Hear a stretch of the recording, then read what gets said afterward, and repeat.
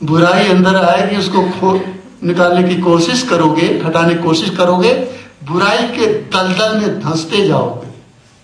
लेकिन जो ये यथार्थ ज्ञान दिया जा रहा है कि अनित्य है, अनित्य है, बड़े आराम से ज्ञान का बिगुल बज रहा है, बड़े आराम से आपका वो बुराई अंदर से खत्म हो जाएगा।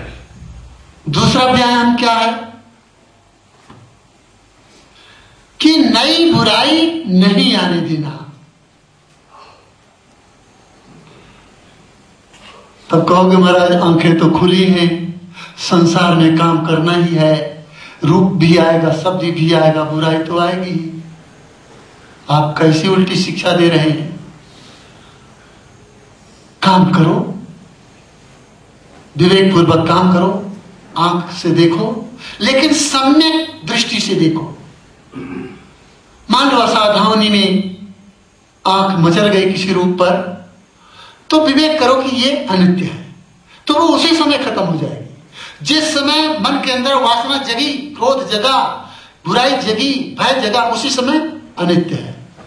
ऐसा सोचेंगे, धीरे धीरे उसका पैर तुरंत उखड़ना शुरू हो जाएगा। 1 मिनट, 2 मिनट, 10 मिनट, 20 मिनट में खत्म हो जाएगा। ये नई बुराई को न आने देने का तरीका है। तीसरा व्यायाम क्या है? तीसरा व्यायाम यह है कि जो अच्छाई, जो सद्गुण आपने अर्जन कर लिया है उसको कम नहीं होने देना, गंवाना नहीं। अरे एक भजन आता है, कौनो जोगवाल जोगिया योग जति, जैसे सोनरा सोनवा के जगवे, जहड़े न देला एक रति, कौनो जोगवाला जोगिया योग यति। उसी तरह से हे साधकों, जो ज्ञान यहां से लेकर के जाओगे, जो साधना विधि लेकर के जाओगे, उसको सोने की तरह जुगाना। वो आपकी रक्षा करेगा, वो एक ऐसा बेटा पैदा करेगा। ये बेटा तो काम में नहीं आ रहा है, सब लोग रो रहे हैं, 1099 लोग रो रहे हैं। जिनको नहीं है उनको अच्छा है, और हो जाएगा तो वो भी रोएंगे। 999 लोग रो रहे हैं। और ये ऐसा बेटा पैदा होगा विवेक का कि जब तक परम सत्य तक नहीं पहुंचा देगा तब तक वो बेटा साथ नहीं छोड़ेगा। विवेक रूपी बेटा पैदा करो।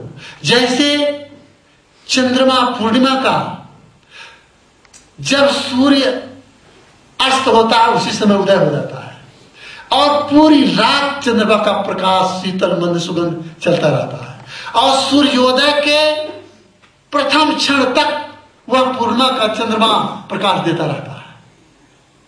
उसी तरह से इस साधना से उत्पन्न विवेक ज्ञान रूपी बालक आपका जब तक परम सत्य तक नहीं पहुंचा देगा, जब तक निर्वाण का साक्षात्कार नहीं करा देगा, तब तक वो आपके पीछे लगा ही रहेगा, लगा ही रहेगा। अरे क्या चमड़े के बेटे में मोह करते हो? इस बेटे के लिए तरसो, इस बेटे के लिए प्रयत्न करो।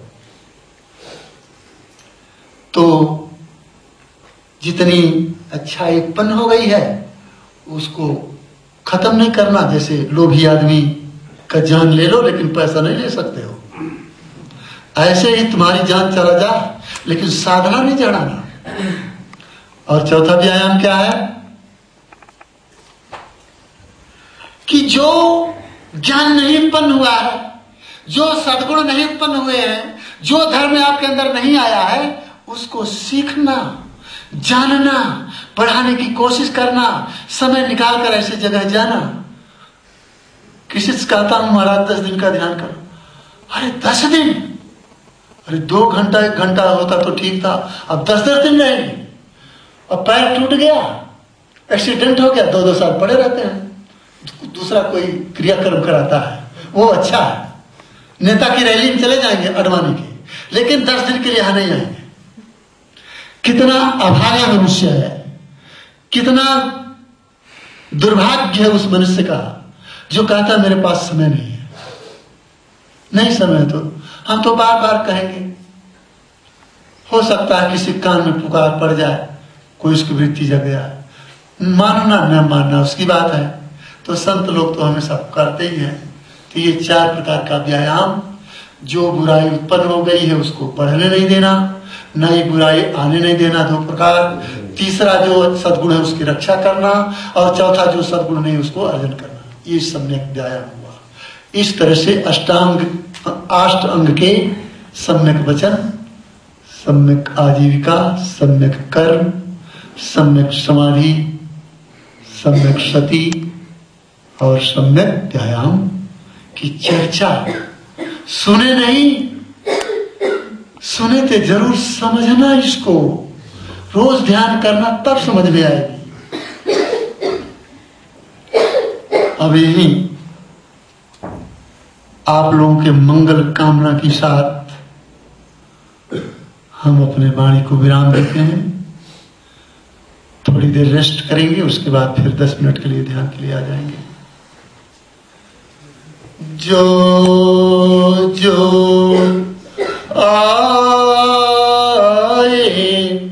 तप करन, सबका हो परित्राण,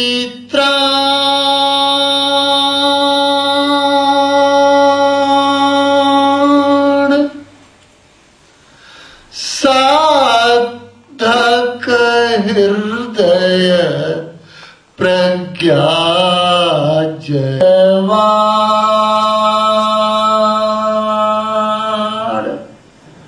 सर्वदा भला हो,